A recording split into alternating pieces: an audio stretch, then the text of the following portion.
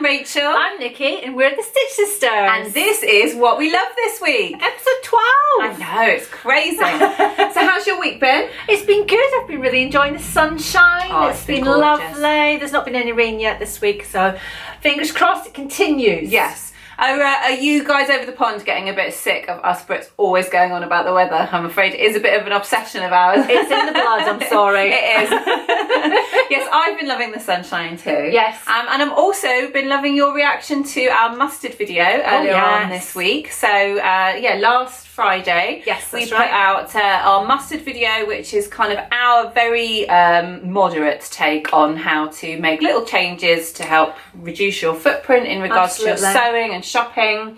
And mustard stands for make, upcycle, share, thrift. I couldn't remember what the actual letter was. Thrift. Assess, repair and donate. Yes. So just trips off the tongue. It does, doesn't it? So if you've not watched it yet, make sure you go and check that out. Yes. So what should we talk about this week? Well, what have you been looking at? Well, one of the things I'm very excited about this week is that we've recently been asked to review Skillshare, which is an online learning platform. Now, you know we love an online class. Oh, yes, and we do. We're not biased in any way, but they're great. Yes. Learning online is a brilliant way to learn lots of new skills. They are. And Skillshare have so much more than I realised. 25,000 classes. Which is just crazy. Yes. But they basically teach everything, all sorts of creative stuff, business stuff, design stuff. Yeah. And I've already got 2 classes lined up to watch. What are those? I'm going to watch, there's one, so if you remember I did a macrame pot holder a little while ago. Oh yeah. It was very basic, very simple. And there's a class on there that teaches you to do much more detailed ones. Ooh. So I'm going to go and order myself some proper macrame cords and I'm going to do that class and make myself pot holders for all around the house. And make me one too, please. Yes, of course I'll make you one. And there's also a class on plant care. Now, as you guys know, we love our house plants. We do, and yes. we're obsessed with them. We've got a house full of them. How many have you got now? It was 73 at last count. But actually, the reason why I've got so many is I'm amazed that I'm keeping them alive. I always used to kill everything, and now suddenly they've been propagating them. I've got extra ones, You've been making ones. babies, haven't you? I've been making babies, and I still don't know how I've done it. It's literally luck. It's not judgment. So I'm hoping that doing that online class is going to teach me a little bit more about where they should be in the house and exactly how much they need watering and feeding and all that sort of stuff. To mist. I never miss. But I think watching a class like that is something that you're interested in anyway. It's not a chore, it's something you enjoy. Yes, exactly. I've had a look, and I don't know if you remember a few What We Love this week ago, I mentioned that I wanted to start drawing. I wanted to learn, teach myself to do art classes or to do painting or something like that. And Skillshare have a huge array of classes that I can choose from, all based on learning and teaching yourself to draw and to paint. So whatever you wanted to learn to do, whether it was cartoons, whether it was painting, whether it was figures, there are specialist classes for all of those. I love the fact they've got some specifically for the tricky bits like hands and feet and faces and things like that.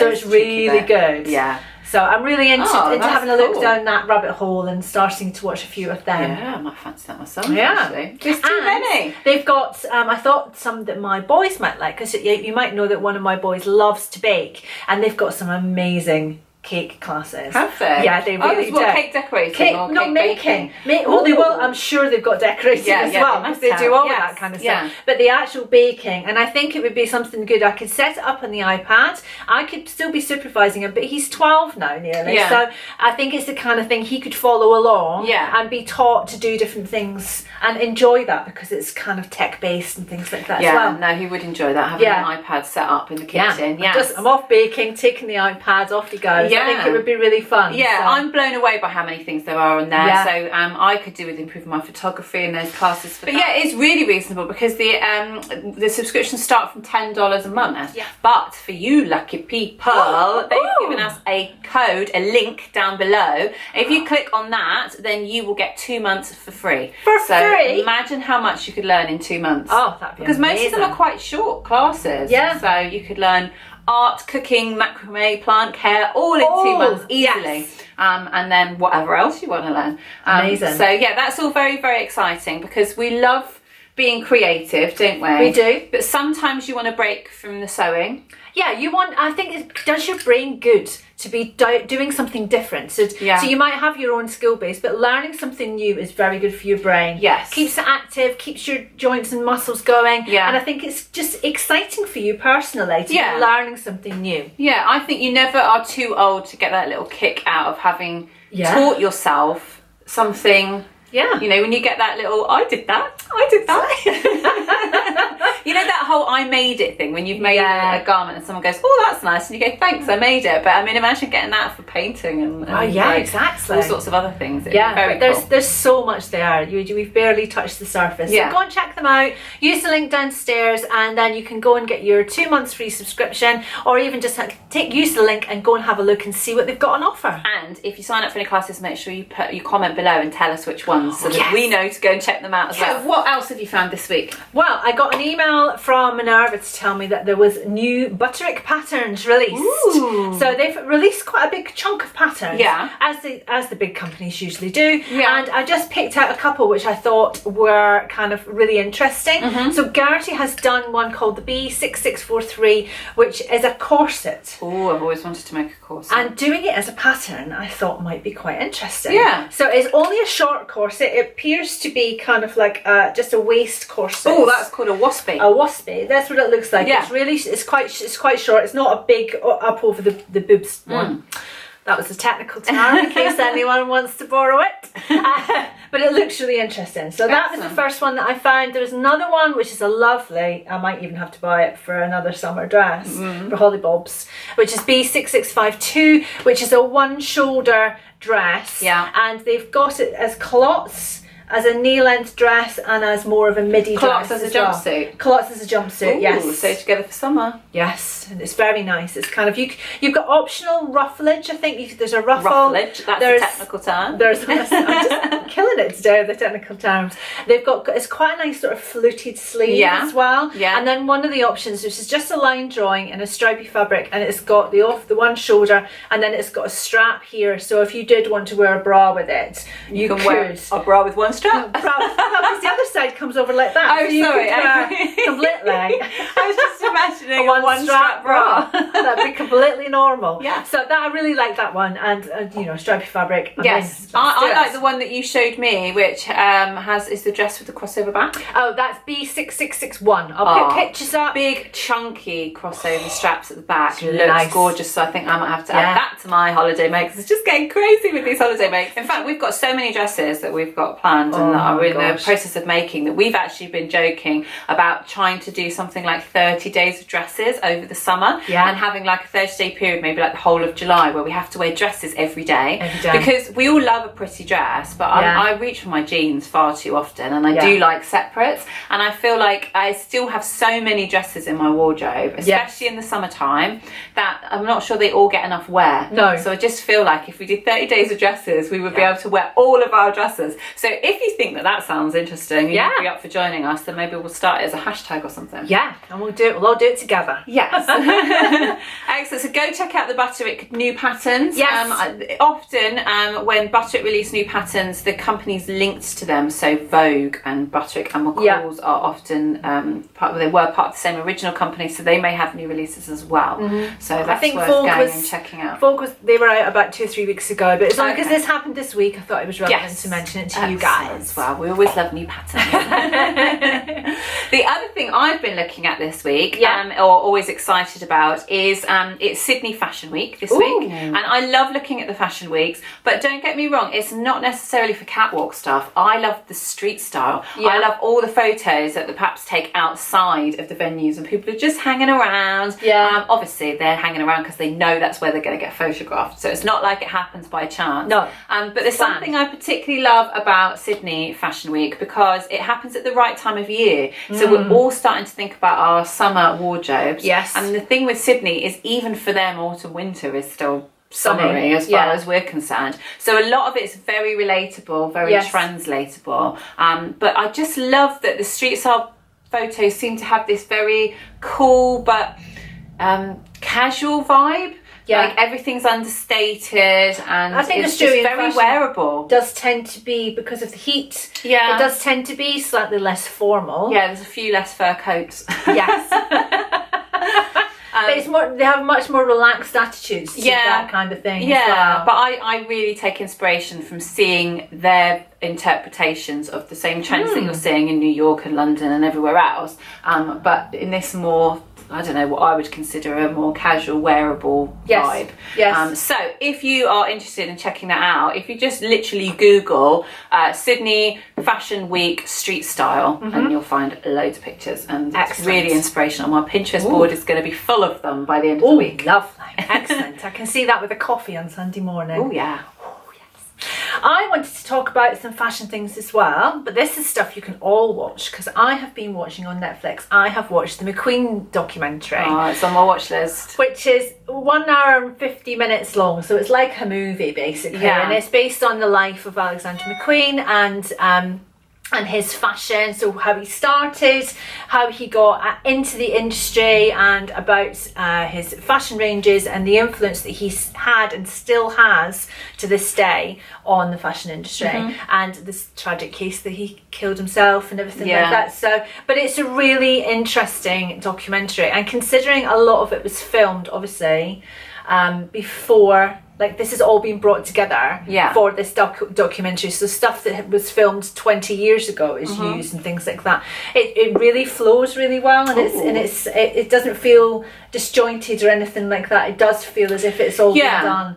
So you get some documentaries where they've got that's the footage they've got, and now they need to make sense of it in the best way they can. Yeah, but that sounds like it's more of a story. No, it is definitely more of a story, and very sensitively done, because obviously I think the people filming it loved him, and so it is done with love, and you can feel that. You can feel the influence of his fashion coming through from the people who are being interviewed and things like that, and it's really, really good.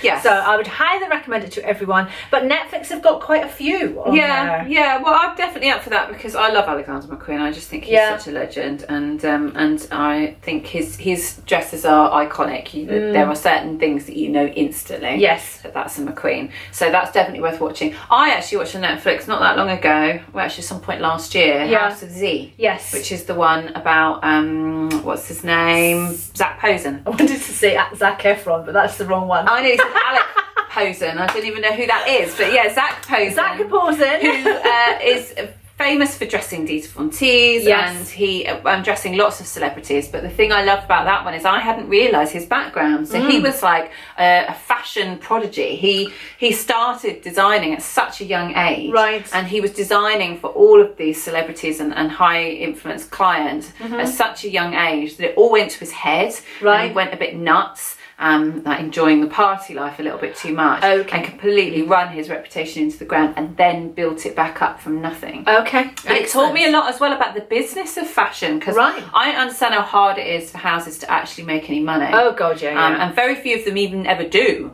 And it's only in recent years, like literally in the last few years, I think it said something along those lines, that he had started to actually turn a profit, and that just sounds crazy when you consider how much these gowns cost.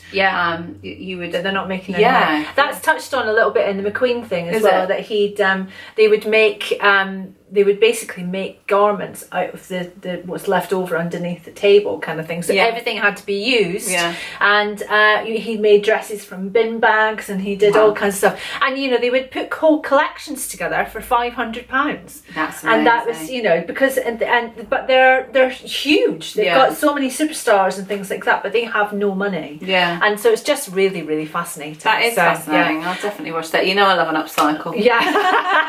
We're all for the upcycle at the high fashion end. But there are quite a few. One I've just started watching is it's the first Monday in May, and the reason I wanted to point that one out is because it's all about the Met Gala. So we talked about the Met Gala last week in episode 11 of What We Love This Week, and so it's really interesting to see behind the scenes. I think this is a little bit older, so I think it might be 4 or 5 years old, but it's still talking about Anna Wintour and about the Met itself and why they started running this gala to raise money and things like that. So, but again, you get lots of behind the scenes. There's lots of costume bits to do with the museum and stuff like that. So it is pause worthy, and just looking at the clothes and things like that is just amazing. So I love that. That does sound cool. Yeah. Right, I'm definitely tuning in for that as well. That's the weekend covered.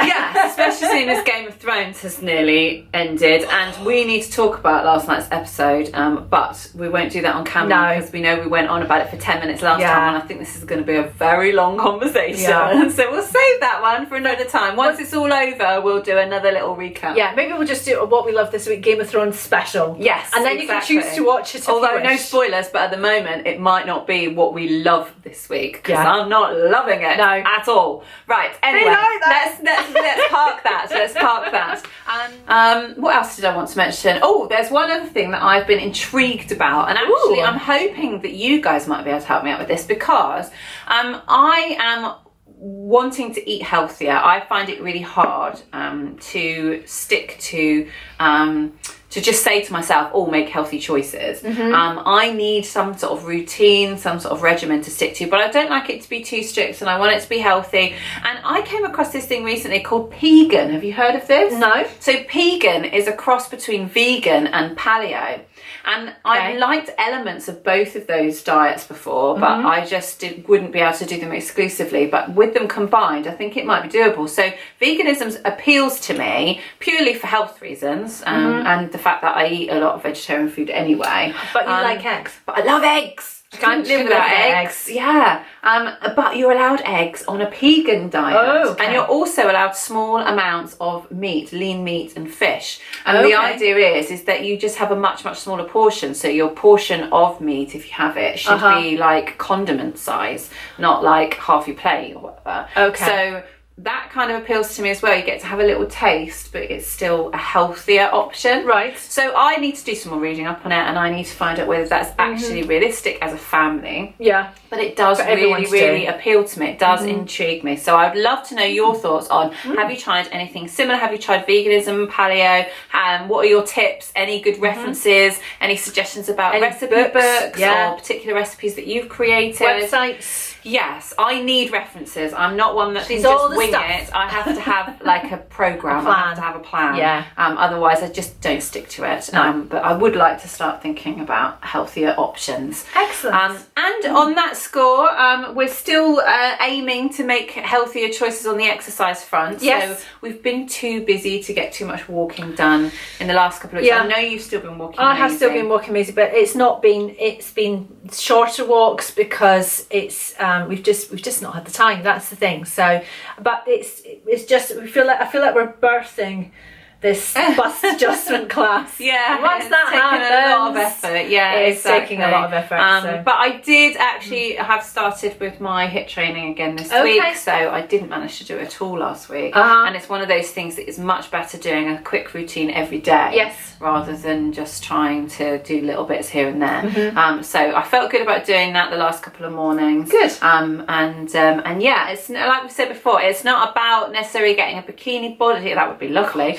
But everybody has bikini body. Yeah. So, you know, we've got a more body, than happy with the bodies that we've got. Put a bikini on it. Yes, exactly.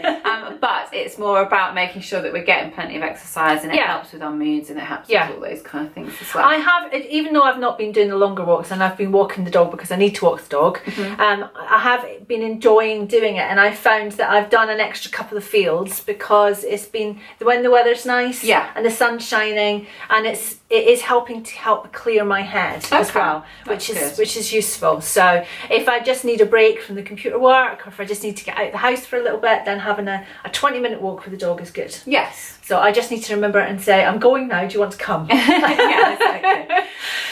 So just as a reminder before we go, we love finding things to share with you guys, but we also love hearing what you've been up to and new things that you've discovered. So please do comment below or email us and let us know if you've tried anything new, music, books, food, makeup, fashion, things you've bought, things you've made, pattern releases, all those kind of things. Yeah. Anything that is pushing your buttons and ticking your boxes this week, we want to know about it because we want to go and check it out and see if it's something that we love too. And if there's anything specific you want us to talk about, if you're always wanted to know more about Rachel's lipsticks or something like that, then just let us know.